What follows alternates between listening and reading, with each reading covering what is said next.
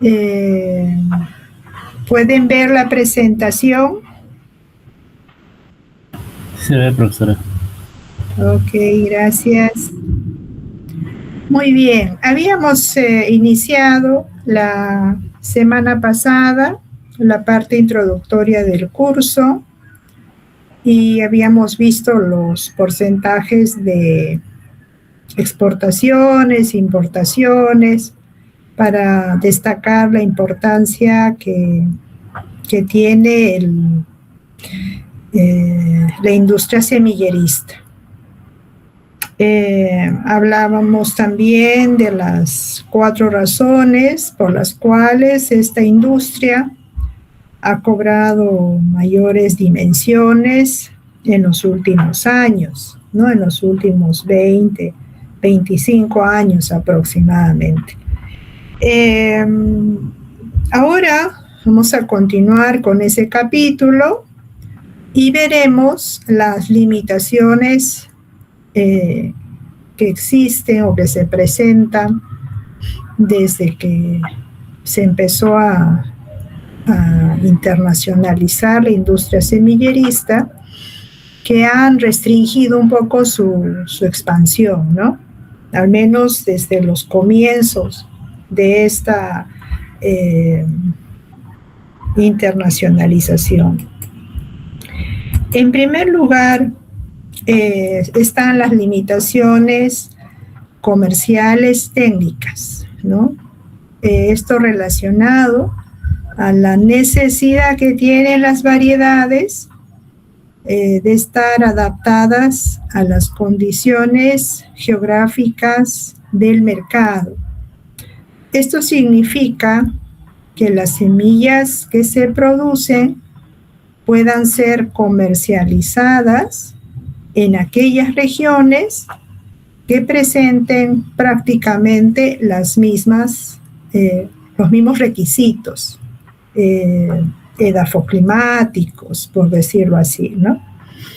En cuanto a la producción de cereales, por ejemplo, Le Boanec señala que a veces hay una sobreproducción de cereales y cuando ocurre esto, pues hay un margen comercial pequeño. Por lo tanto, se produce demasiada semilla que finalmente no llega a ser comprada por todo el mercado, a ser utilizada por todo el mercado. Y esto obviamente no resulta beneficioso para las empresas que producen sobre todo maíz. Por lo tanto, debe tenerse en cuenta una adecuada planificación, ¿no? Como es lo que ocurre normalmente en la industria semillerista. En cuanto a las limitaciones regulatorias, se plantean las regulaciones fitosanitarias. Cuando veamos el capítulo de patología de semillas, nos daremos cuenta que, si bien es cierto, existen protocolos para hacer los test o las pruebas sanitarias, estas muchas veces no pueden ser replicadas en todos los laboratorios y no existen pruebas para todas las especies que se comercializan. Así que esta es una gran limitación que hasta la fecha, imagínense, Le Boanec lo planteó el autor que citó a Le Boanec en el año 2002, lo mencionó como una restricción. Y lamentablemente hasta la fecha sigue siendo una restricción. Por otro lado, está la prohibición del comercio de variedades que no están registradas en un catálogo oficial, ¿no? Normalmente cuando se produce semilla, lo primero que tiene que hacer la empresa es inscribir esa variedad en una especie de SENASA que hay en todo el mundo, para que pueda ser comercializada de manera oficial, ¿no? Si no está registrado esa variedad, no puede ser comercializada. Después está el problema que surge a raíz de las semillas que son tratadas con pesticidas que están prohibidos en otros países. En este sentido, es bastante dura la normativa de algunos países que reciben lotes de semilla, y si encuentran algún rastro de un pesticida prohibido para su región, no siempre lo devuelven el lote, sino que lo queman. Entonces, esto significa que no solamente hay una pérdida de lote, hay una pérdida comercial, ¿no? De dinero, de tiempo invertido en producir esa semilla. Y finalmente está la prohibición de los cultivos transgénicos, ¿no? Esta es todo un debate a nivel internacional. Hay países que producen transgénicos y lo comercializan, y hay países como el nuestro que no admite el comercio de estos cultivos. Entonces, obviamente, eso también limita el comercio de las semillas, ¿sí? Y finalmente está otra restricción regulatoria, que es la protección de la propiedad intelectual, ¿no? En este sentido, la Unión para la Protección de Obtenciones Vegetales entra a tallar, porque es quien tiene registrada y limitada por la normativa que maneja a nivel internacional el uso de variedades que están registradas en esta institución y que les otorga de alguna manera una propiedad intelectual, ¿no? Por lo tanto, también tengo entendido que es por un tiempo, no es eterna esa limitación. Un poco contándoles una anécdota, alguna vez alguien me contó, o lo leí, no recuerdo bien, que en Estados Unidos había un agricultor que había sembrado colza. Al costado de la colza de Monsanto, creo, y esa colza que había sembrado Monsanto era transgénica. Pero como la polinización era cruzada, obviamente el material genético pasó al campo del agricultor. Demandaron al agricultor por haberse apropiado, digamos, de esa propiedad intelectual, ¿no? No sé en qué habrá terminado el juicio, pero a ese nivel van esas limitaciones, ¿no? Y esas restricciones cuando se trata de variedades que están registradas en instituciones que les dan esos derechos. Disculpen, cuando estoy pasando la diapositiva no puedo hacer entrar a nadie más. Que me disculpe su compañero. Bien. Luego tenemos el impacto de nuevas tecnologías. Este impacto está medido por los efectos sobre el mejoramiento y la creación de nuevas variedades. Esos efectos, digámoslo así, suponen una reducción del tiempo requerido y una mejor precisión de las características, ¿no? Esos efectos sobre el mejoramiento.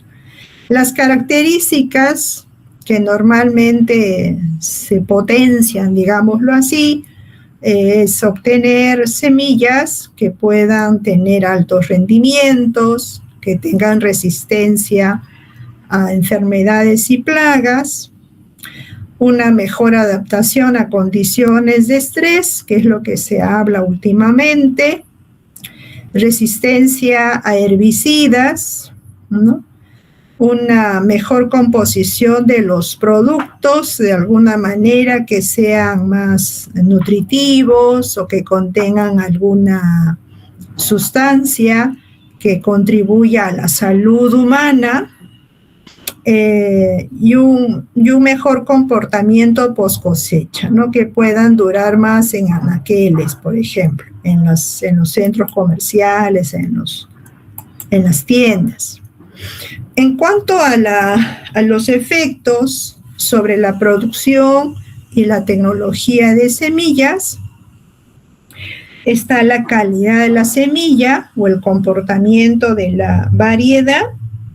En este acápite, por ejemplo, se puede mejorar la calidad nutritiva de la semilla, como les decía, incorporar algún elemento que contribuya a la humana, como es, por ejemplo, el hierro o el fierro, ¿no? La famosa biofortificación, por ejemplo, ¿no? Para reducir la anemia.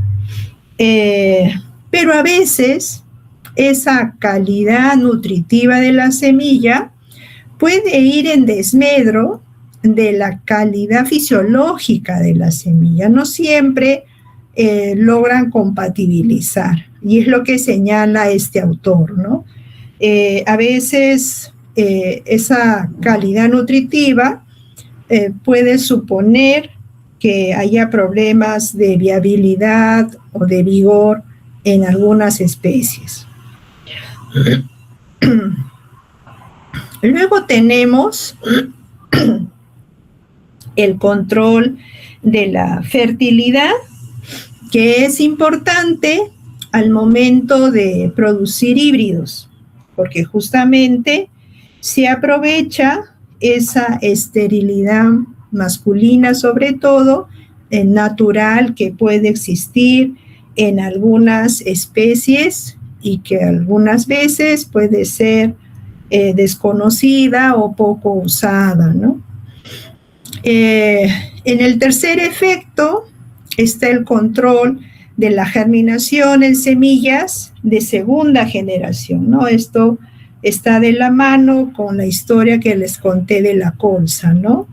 De alguna manera, prevenir a través de este control de la germinación en semillas de segunda generación como una prevención de la dispersión de los transgénicos en el ambiente, de tal manera que esa propiedad intelectual que tienen estas semillas pueda, digamos, conservarse, ¿no? Hasta que ya cumplan su plazo generalmente.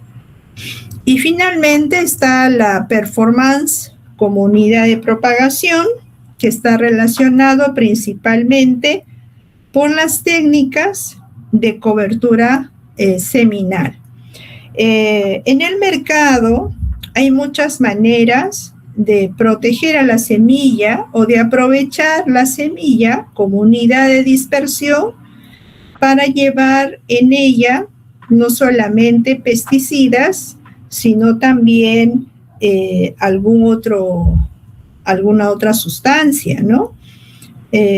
Por ejemplo, se pueden usar film que son transparentes y que permite la adherencia de químicos, o se puede peletizar la semilla usando arcillas, que son materias inertes.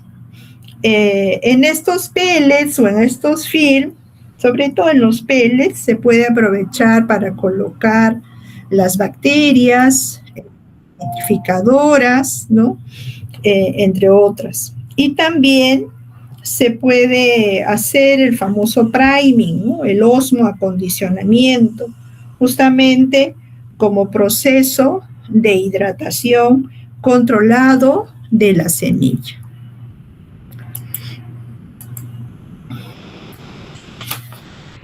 En cuanto a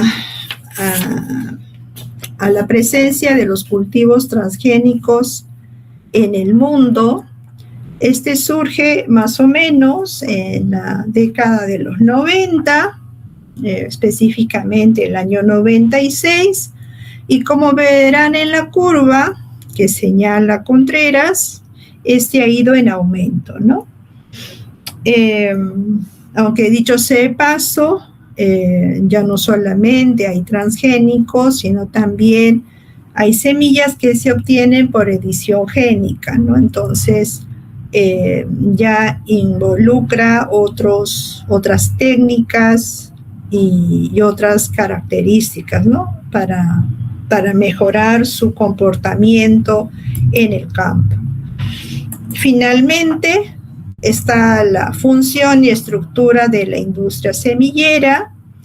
Todo parte por los programas de fitomejoramiento que pueden estar a cargo de las universidades y también de las empresas, ¿no? Las empresas semilleristas cuentan con áreas de fitomejoramiento, ¿no?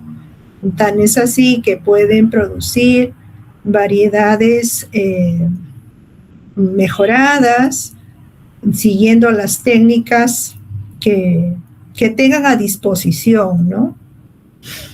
Luego del fitomejoramiento está la producción y multiplicación de la semilla, que si se trata de una empresa o de una universidad, por ejemplo, lo puede hacer ella misma, y si no tiene capacidad para multiplicar la semilla o producir la semilla, lo puede encargar a terceros, que vendrían a ser los productores, que también deben estar registrados para poder incorporarlos, digamos, en esa cadena.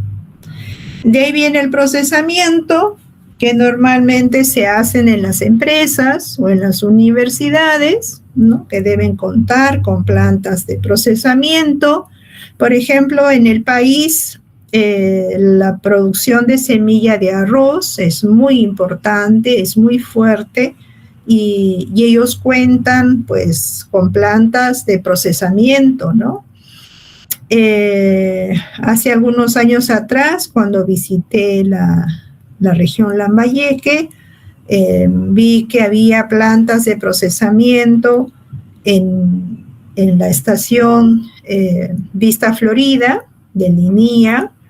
Luego había otra planta de procesamiento en el gobierno, en lo que pertenecía al gobierno regional de Lambayeque, y probablemente por ahí algunas empresas particulares tendrían su propia planta de procesamiento, ¿no? Había una empresa, no recuerdo ahorita el nombre de la empresa, pero ellos hacían la parte de fitomejoramiento en la costa, y luego multiplicaban y producían parte de esta semilla cuando ya era aprobada en la selva, ¿no? No recuerdo bien la región, pero lo hacían de esa manera.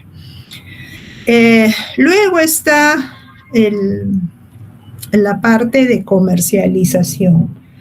Esto lo puede hacer la misma empresa, la Universidad Agraria, por ejemplo, a través de sus programas de mejoramiento, de investigación y proyección social, comercializa la semilla que produce o que produce con ayuda de los agricultores, y obviamente toda esta estructura de la industria semillerista está sostenida por un control legislativo. Este control legislativo lo establece, bueno, en un comienzo lo estableció el SENASA, ¿no? O el Ministerio de Agricultura, en realidad, a través del SENASA. Luego pasó a través de LINIA, y bueno, cada vez que hay cambio de ministro y cambio de autoridades, hay un cambio de autoridad en semillas también. hay una autoridad en semillas que es la que regula toda esta fiscalización. Tanto el INIA como SENASA cuentan con laboratorios para determinar la calidad de la semilla. La parte de extensión agrícola la realizan también las empresas o las universidades, justamente para mostrar las bondades que tiene esa nueva variedad, ese nuevo cultivar, ¿no? Y llevan pues todo el paquete agronómico justamente para que pueda ser comercializado y logre un mercado interesante, ¿sí? A ver, vamos a ver.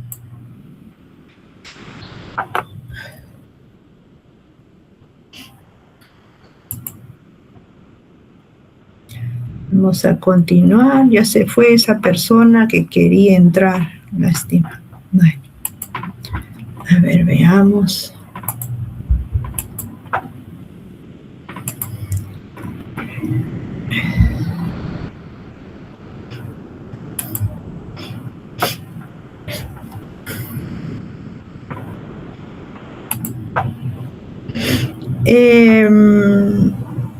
Dentro de la parte introductoria tenemos que las semillas en sí engloba o está dentro de todo un sistema, ¿no? Todo un sistema que generalmente se está conformado por un sector formal y un sector informal. El sector formal vendría a ser generalmente el sector privado, que es el que provee de semillas a los agricultores, a las empresas, a los distribuidores, a las entidades de certificación.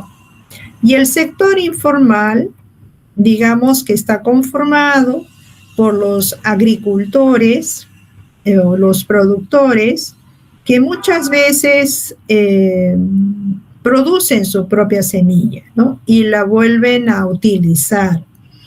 Es el caso, por ejemplo, de la agricultura familiar o de, bueno, no sé hasta qué punto la agricultura orgánica también utilice su propia semilla, no lo sé, ¿no? Pero normalmente este sector está menos, digámoslo así, controlado por una entidad del Estado. Lo que existe, al menos de lo que yo recuerdo cuando participaba de una agrupación que estaba dedicada a la agricultura orgánica, existía lo que se llamaba, no sé si estará todavía vigente, lo que era la seguridad participativa, algo así, no recuerdo exactamente el nombre, pero era Sistema de Garantías Participativas, ahí está, ese era el nombre, Sistema de Garantías Participativas, que estaba formado por agricultores, pequeños agricultores, que deseaban vender sus productos en un mercado, digamos, más especializado, ¿no? Que era el orgánico. Y ellos formaban, digamos, se capacitaban en el uso de este sistema y evaluaban los campos de sus colegas, ¿no? De otros agricultores, ¿no? Entonces, una vez que, digamos, aprobaban ese registro, la entidad que lideraba, que era la Asociación de Productores Ecológicos, algo así, no recuerdo bien, les otorgaba a esta institución un certificado, ¿no? un certificado que decía que este señor, este agricultor, había producido de manera orgánica, de manera ecológica, ¿no? Y de esa manera podía ingresar a un mercado especializado en eso, ¿no? Un mercado ecológico, orgánico, ¿sí? Entonces, digamos que este Sistema Nacional de Semillas está conformado por estos dos sectores y que de alguna manera se sostienen sobre la investigación, ¿no? Que pueden hacer alguna empresa o puede hacerla la universidad, ¿sí? Por ejemplo, a nivel estatal hay una Comisión Nacional de Semillas en donde la universidad tiene una participación, ¿no? Es decir, revisa los reglamentos, la pertinencia de hacer ingresar semilla transgénica y cosas por el estilo. Y eso lo rige el Ministerio de Agricultura y participan las empresas, las entidades de certificación, los distribuidores, el sector privado normalmente, ¿no? Los que producen variedades mejoradas. Y en el caso de la investigación en agricultura para el sector informal, estaba esta participación que antes teníamos como universidad en esta investigación participativa, que puede ser a través de las ONGs o a través de algún sector, inclusive del ministerio, pero que esté relacionado con la agricultura familiar, ¿no? Por ejemplo, el Centro de Investigación de la Papa, que antes se llamaba así, ahora se llama CGIAR, trabaja con productores de agricultura familiar, proponiendo trabajos de investigación que van a satisfacer las necesidades de ese sector informal, ¿no? De la misma manera lo hace el INIA, por ejemplo, ¿sí?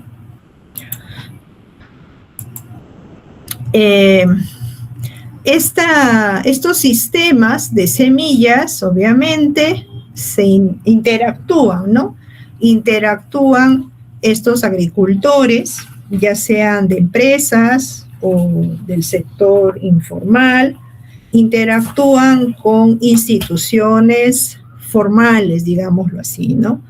Por ejemplo, los sistemas de innovación agraria, que digamos estaría representado por el INIA, los programas de fitomejoramiento a cargo de las universidades, ¿no? Que es lo más común, los sistemas de recursos genéticos y su conservación, que son todos los bancos de germoplasma que tenemos en el país y que pueden estar tanto en las universidades o también en los centros internacionales de investigación, como el Centro Internacional de la Papa o el INIA, por ejemplo, ¿no? Que tiene su banco de germoplasma. Y obviamente están los productores de semillas y todo este sistema de semillas que hemos descrito. En cuanto a lo que es la evolución de estos sistemas de semillas, el autor de esta presentación fue el ingeniero Tejada, que antiguamente lideró el área de la autoridad en semillas en el SENASA, cuando la autoridad estaba en el SENASA. Él plantea, digamos, 4 niveles de evolución. El nivel más primitivo es el preindustrial. Acá no hay programas de mejoramiento, no hay control de semillas, es decir, control de calidad de semillas. Digamos, que puede quizás de alguna manera estar relacionado con algunos productores de la agricultura familiar o la agricultura campesina, aunque en realidad, valgan verdades, la agricultura campesina hace sus propios programas de mejoramiento, si no, no tendríamos las especies cultivadas que tenemos actualmente, ¿no? Pero obviamente no sé cuánto es lo que podrá hacer o ha hecho en los últimos años, ¿no? Luego está la etapa o el nivel emergente, donde hay los primeros controles de calidad, es decir, se mira bien qué material de propagación es el que se va a utilizar, qué características debe tener para obtener una buena cosecha, y se utiliza una certificación de las semillas. Digamos que acá podría estar aquel sistema que les mencioné, el sistema de garantías participativas que usaba esta ONG. Como les vuelvo a repetir, no sé si seguirá vigente, pero digamos que es un primer paso para certificar las semillas. Luego está el nivel en expansión. Acá ya se registran las variedades para que éstas tengan su propiedad intelectual. Hay un programa de mejoramiento que, digamos, es lo que tenemos o se tiene en las empresas, ¿no? y en las universidades, ¿sí? Y finalmente, el nivel ideal, el más evolucionado, es el nivel maduro, cuando se hacen los análisis de laboratorio, los análisis de calidad. Los cultivares son de avance tecnológico, son variedades mejoradas, obtenidas con técnicas muy modernas. Y lo ideal, o mejor dicho, en un país podrían estar presentes los 4 niveles, ¿no? Como creo que puede ser en el Perú, ¿no? Podemos tener los 4 niveles sin ningún problema, conviviendo. Bien.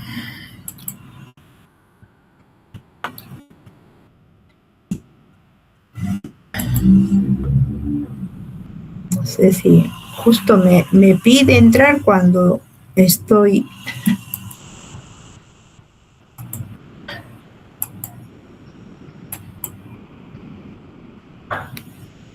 Bien. Y finalmente tenemos... Voy a poner esto. Finalmente tenemos el tema de la calidad de semillas. Hace algunos años atrás, el SENASA organizó un curso sobre este tema. Y en primer lugar, nos explicaron 2 términos que se utilizan de manera general y que están contemplados en los famosos ISO, ¿no? Que usan los auditores para cualquier área, no necesariamente para el área agrícola. En ese documento que nos alcanzaron, señalaba que la calidad era el grado en el que un conjunto de características inherentes cumple con los requisitos. Por ejemplo, en el área de semillas, esa calidad puede estar medida por un porcentaje de pureza, un porcentaje de germinación, ¿no? Es una característica, el porcentaje de pureza, un porcentaje de germinación. Debe tener un cierto requisito, es decir, una necesidad o expectativa establecida que puede ser implícita u obligatoria. Normalmente, la norma puede establecer, o los reglamentos para los cultivos, cuando uno produce semilla, puede establecer rangos o porcentajes. Supongamos, me dice, para el caso de porcentaje de pureza, la necesidad o expectativa, que es obligatoria para esa especie, es de 98%, ¿no? Ese es el requisito. Si habláramos de germinación, supongamos, me dice, para esa especie, la necesidad o expectativa obligatoria debe ser de 90% de germinación. Entonces, de esa manera, digamos, se mide la calidad y esta debe tener un control, ¿no? Se debe establecer un control. Y el control normalmente supone gestionar esa calidad para que se cumplan esos requisitos. Es decir, si por ejemplo tenemos un reglamento de producción de semillas, tenemos que cumplirlo, ¿no? Digamos, a cabalidad, para que logremos obtener esos porcentajes, ¿no? Un 98% de pureza, un 90% de germinación, por ejemplo. Entonces, en el año 91, cuando apareció el término de factores de la calidad en la semilla, se establecieron 4 factores principales que hasta ahora se utilizan. Primero está el factor genético, que está relacionado con la pureza varietal, la constitución genética. Esto significa que si me dicen que es la variedad o el cultivar centenario, debe pertenecer toda la semilla, todo el lote al cultivar centenario. En el aspecto físico, está relacionado con la pureza física, es decir, que el contenido de semilla pura, por ejemplo, como les decía, tenga un 90% de semilla pura, o un 98%, y el resto esté distribuido en otras semillas y materia inerte, ¿no? Para no estar comercializando una semilla muy sucia, ¿no? O que esté contenida de otros materiales, otras semillas que no nos interesan. El aspecto del factor fisiológico está obviamente la germinación y el vigor. La germinación, como les decía, lo ideal sería un 90-98% de germinación. No todas las especies lo tienen. A veces puede tratarse no por problemas de calidad, sino por características inherentes de la especie, ¿no? Hay especies que pueden presentar. Entonces decíamos, en el caso del factor fisiológico, no siempre el porcentaje es alto, no por problemas de calidad de la semilla, sino por problemas de dormancia, ¿no? Puede presentar dormancia y por lo tanto, normalmente su porcentaje es bajo. Y en el aspecto sanitario está obviamente todos aquellos patógenos que son transmisibles por semillas. Esta área es poco explorada, hay pocos especialistas a nivel mundial de fitopatólogos especialistas en semillas. Cuando participé de un seminario, conocí a una doctora que ya era bastante mayor a nivel de la región, ella es uruguaya, y bueno, pues creo que era la única especialista a nivel de Latinoamérica, ¿no? En el área de sanidad de semillas, ¿sí? Bien. Y finalmente está la propuesta de la doctora Peretti, que es una argentina, que establece las características de la semilla de calidad. En primer lugar, nos indica que debe pertenecer a la especie y al cultivar, es decir, está relacionado con la pureza genética, ¿no? Con el factor genético. Luego indica que la semilla debe ser pura. Esto está relacionado principalmente al factor físico, la pureza física. Tercero, no debe presentar dormición. A veces me imagino que a través del fitomejoramiento pueden lograr que esa semilla reduzca su dormición, ¿no? Que sería, digamos, estaría relacionado con el factor fisiológico. De ahí debe ser una semilla de fácil conservación. Ya vamos a ver en el capítulo de almacenamiento que hay especies que son de larga vida, otras de corta vida, y eso a veces dificulta el almacenarlas mucho tiempo. Obviamente lo mejor es no almacenarlas mucho tiempo, sino que estas salgan al mercado ni bien hayan sido producidas.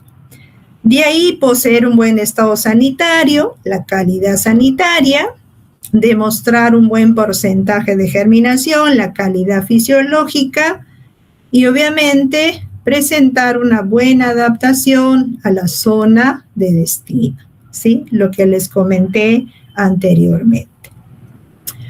Y eso es todo para el día de hoy. Me quedan unos 15 minutos. A ver, vamos a ver. Antes de pasar a la tarea, no sé si tienen alguna pregunta. Tenemos unos minutos. Profesora, muy buenas tardes. Quería preguntarle sobre la tarea de prácticas que había dejado para recolectar 20 semillas. Ya, de eso hablamos después. Quiero saber si tienen alguna pregunta del capítulo de hoy. Lo voy a tocar, no te preocupes.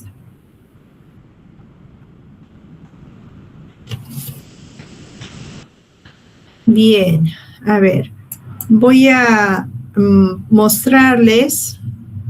Perdón. Ay, caray. Voy a mostrarles la tarea para la próxima semana, ¿ya? De teoría. Está. ¿Se ve en mi pantalla la plataforma Moodle? Ya, perfecto. Acá tienen una tarea. Un ratito, voy a abrirlo antes de que me olvide. Ahí está, voy a sacar. Ya. Van a formar, ustedes son 50, entonces van a formar, esto lo voy a abrir.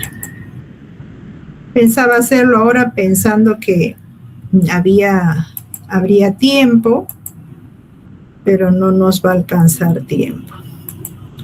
Mejor les muestro y les explico la tarea. Voy a poner esto acá. Bien. Tienen acá un artículo periodístico.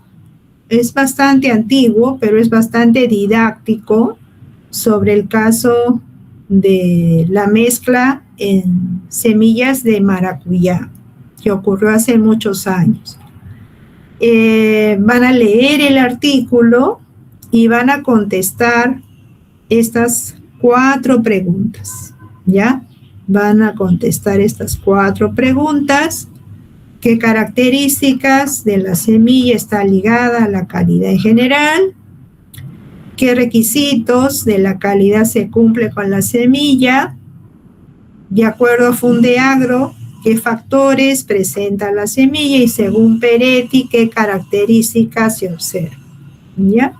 Esto lo van a hacer en grupos. Acá tienen para anotarse, hay 10 grupos, como ustedes son 50, 51, creo. Voy a aumentar en un grupo 6. Se van a anotar por equipos de 5 miembros. ¿Ya? Entonces leen el artículo y responden estas 4 preguntas. Van a subir ese texto, uno por grupo, que no pese más de 5 megabytes, y lo van a entregar a más tardar el viernes 21 de marzo, el próximo viernes, hasta 5 minutos antes de la medianoche. ¿Ya? Van a tener esta tarea. No sé si tienen alguna pregunta de la tarea. ¿Está claro? Bueno.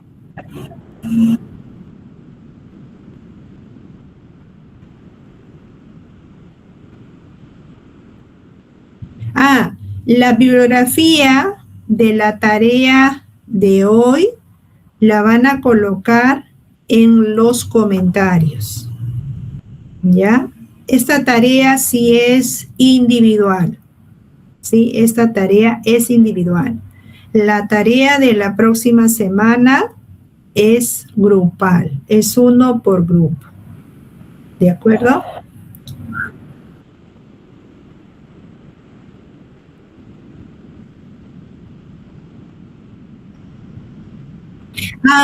Ya, sí, pueden añadir bibliografía, gracias por la pregunta, ya te entendí.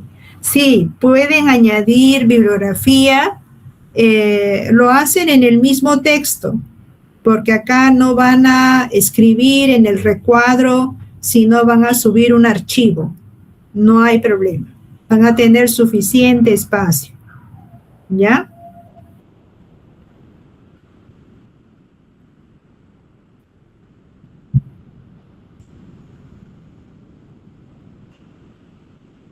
Solamente, mejor dicho, me ponen la referencia bibliográfica, el autor, el título y el enlace, ¿no? Me imagino que habrán cogido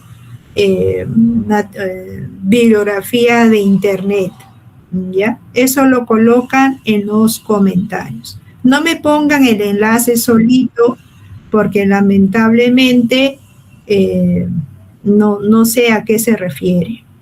¿Ya? ¿De acuerdo? De nada. Gracias a ti. Muy bien, entonces esto lo voy a dejar de compartir. Y ahora voy a unir a este joven que me está llamando hace rato.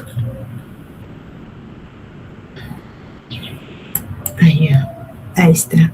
Listo. Muy bien, entonces ahora voy a explicar la tarea de práctica que me estaban preguntando. El manual se ha vendido toda la semana. Hay alumnos que han ido a la universidad, a revisar los malezarios, así que han tenido el tiempo suficiente para poder completar la tarea. El primer informe del malesario se entrega la próxima semana, en las fechas programadas para cada grupo. ¿Sí? No sé si tienen alguna otra pregunta.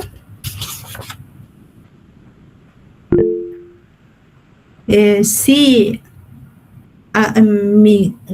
Ángelo. Profesora, buenas tardes, ¿me escucha? Sí, te escucho bien. Profesora, con respecto al trabajo de laboratorio, como aún no habíamos comprado la guía, yo lo había hecho en cartulina, tamaño A4. ¿Está bien? No hay problema, no hay problema. Lo puedes entregar así. Sí. Ya, profesora. No hay problema. Gracias. De nada.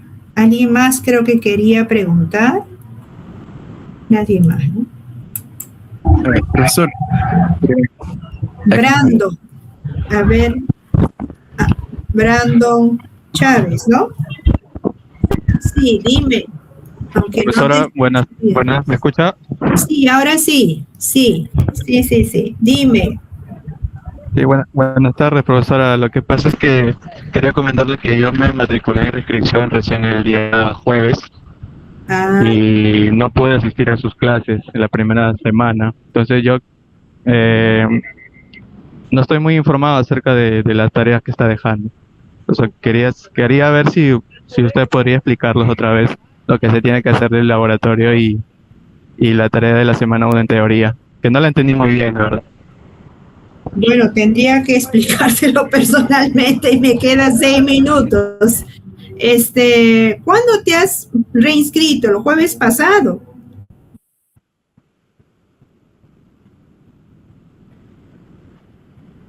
¿Ah? Creo que me has podido escribir al correo. Sí, pues estás acá, Brandon Chávez Viñas. Mira, había un grupo de práctica el día viernes, el día sábado. Es decir, has podido entrar a ese grupo. Es cuestión de que te hubieras organizado. Lamentablemente ya no hay ningún grupo que vaya a recuperar. En cuanto a la teoría, hay las indicaciones, está Ya, profesora. en forma, y lo que tienes que hacer es buscar una noticia relacionada a la producción de semilla y hacer un ensayo sobre